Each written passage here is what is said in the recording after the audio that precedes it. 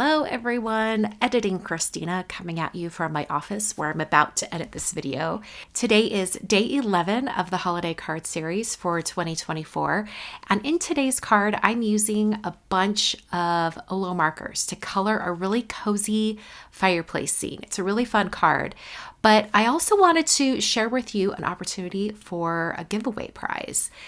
A couple weeks ago, Olo contacted me and they said, "Hey, have you seen our new storage tower?" I had not seen it. And they sent me a picture and I was like, "Stop it, that's brilliant." So their new storage tower is a rotating tower where you can store your Olo markers, where you have a different color on each end of the marker, or you could have the same color, whatever it is.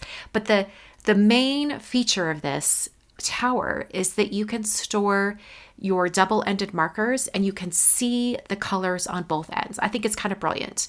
For those of you who have your Olos where you have two different colors on each end of the marker, this could be the perfect storage solution for you so that you can see both ends. So when you pick out your color, you can see what you're picking. I think it's just kind of brilliant. So personally, I do not store my markers that way. I have them stacked like vertically and I have the same color on both ends. So for me, this is a great tower and I would totally use it if I had different colors on each end, but I don't personally need this tower, so I'm going to gift it to you. They're sending one to me so I can show you the tower on video. It hasn't come yet, so I've just got pictures on screen for you guys to see what I'm talking about now. But if you would like to win this tower, they're sending it to me, so after I get some video of it, I will ship it on to the lucky winner. So the only thing I ask is that this is probably only going to be for US addresses. So if by chance you live internationally, but you have someone who could receive the gift for you and then they ship it on to you, that's totally doable. Just for shipping purposes, since I'll be shipping it myself, I hope you guys understand. But I'm going to keep this giveaway open for a couple of weeks.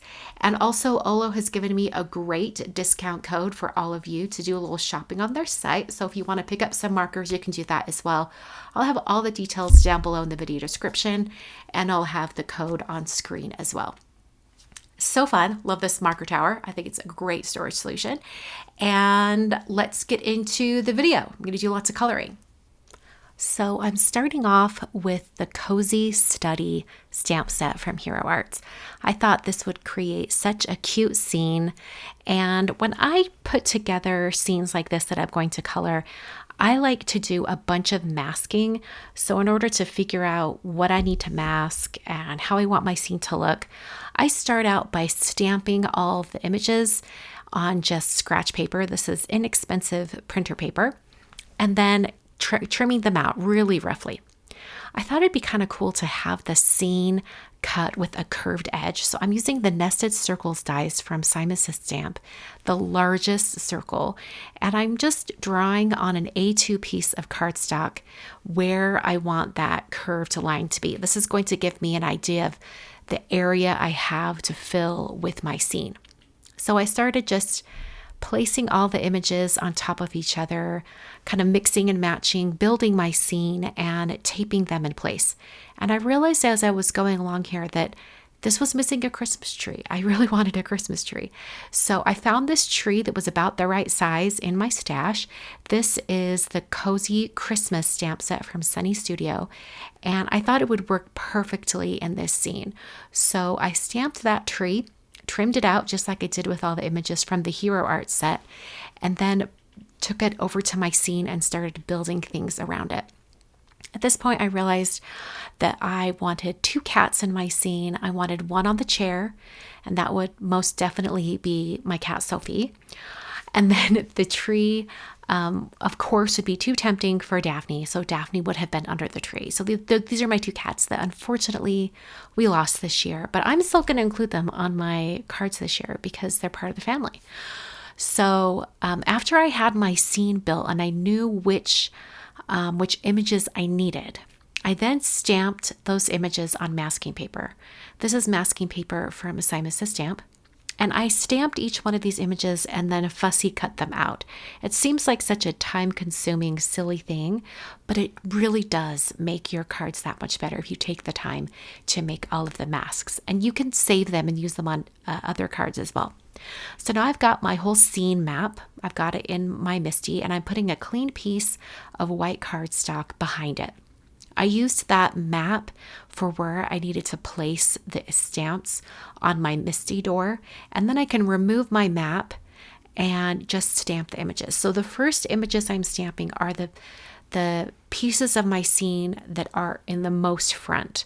They don't have anything going over top of them. So those are the ones that need to be stamped first. After I had those stamped, I then grabbed, well, first of all, I have to show you, look at the detail on these books. You can see the titles of the books. A Christmas Story, Polar Express. It's amazing. So after I had all the very first, most forefront images stamped, I then protected those areas with their masks. So I just peeled the backing off the masking paper and then placed these masks directly on top of my stamped images. Now, when I stamp on top of these images, the areas that I've stamped will be protected. So I'm putting my map back into my MISTI right over top of my project, and then I'm going to the next images that would be shown. So right behind that cat is the chair. And then right behind that first present is the cat, the other cat. So those are the next images that I'm stamping. So I'm stamping that down. By the way, I'm using some intense black ink from Simon Says Stamp. It's a Copic-friendly ink or an alcohol marker-friendly ink. So that's why I'm using that specific ink. So now I'm covering all of those images with their masks. And then I'm going to go to the next pieces of my scene that would need to be stamped. So I've got both stockings, I've got the cat under the tree. So now when I put my map back in, I'm realizing, okay, I need to stamp that present that's right there behind the first present. And I'm going to mask that off. And then I can start stamping some of the larger images in the scene. So the next one I'm going to stamp is actually the tree. So I'm going to put the map back into my MISTI, and then I'll position that tree right over top. And we're getting so close to having this scene completely stamped. So I inked up my tree stamp and then stamped the tree. And just like everything that I've done so far, the tree will also get a mask right on top because there's a little corner of the tree that is in front of the fireplace. So I did need to mask the tree. Technically, I could have just put the masking paper on that one little corner, but like I said, I could save these masking pieces that I've already trimmed out. I can save them for future cards. So I decided to go ahead and just cut out the entire tree. So after that tree is protected, then I positioned the fireplace over that area and then stamped the fireplace. And the clock and the candles on top of the fireplace didn't have anything overlapping those images, so I just stamped those after I had the fireplace completely stamped. I also stamped a rug that was, right, like the rug would be behind everything. So I waited till everything was stamped and masked and then stamped the corners of the rug. And like I said, the candles and the clock had nothing like overlapping them, so I just stamped those. So then it was time to remove all of the masking. And this really is like Christmas morning, which is an apt description considering the scene that I'm creating. And every time I remove one of these masks, it reveals that clean image right below, and then you can start seeing the scene really take shape. So as I'm removing each one of these masks, I'm just putting the mask onto the back of the stamp set so that I can save it for a future project. For the most part, if you aren't doing any really heavy inking over the masking paper or, adding any moisture or anything like that, generally you can save the cutout masks for, 3 or 4 projects. So I'm just peeling up those last few masks. I've got the books, and then it was time to kind of figure out where I would eventually be cutting my circle. So I used that die just as a guide and sketched out oh, I don't know, about a 1/4 inch away from the die. And this is going to tell me exactly where I need to be coloring my scene. So this was a lot of coloring. I think it was over an hour worth of coloring, all the video footage. So I'm going to turn on some music so you can enjoy all of the coloring.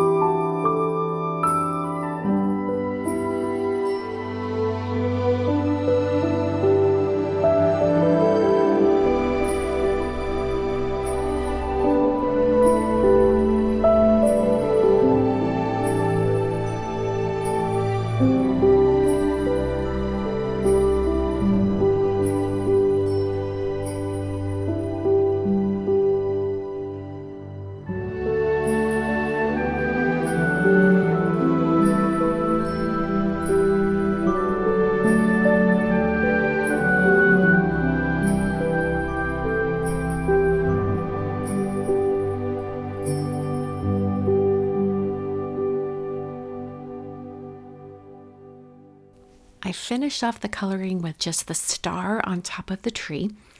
And then I cut out that corner with my largest circle die.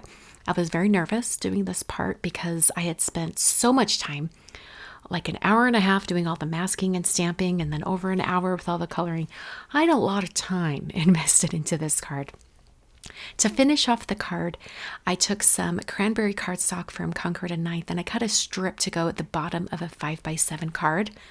And that just covers up just a tiny bit at the bottom of my scene. And then I took some pattern paper from the Make It Merry 6x8 pattern paper pad from Honeybee. I love this green plaid. In fact, I think I used it on a card last year.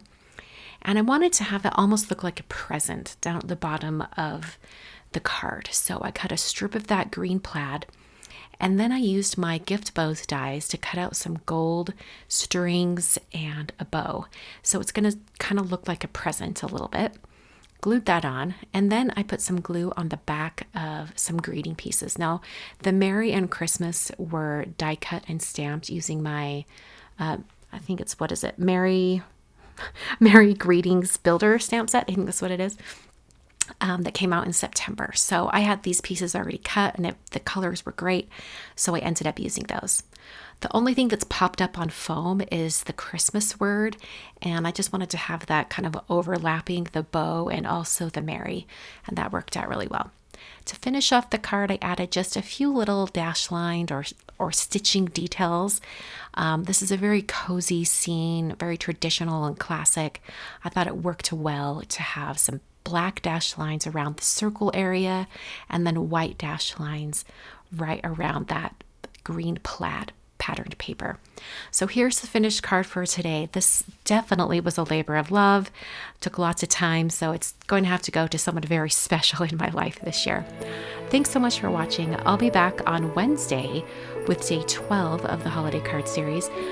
And if you want to take a walk down memory lane, check out the video description below. I have a list of links to all of the day 11 videos for previous years of the holiday card series. It's really fun to kind of click through that and see how things have changed over the years.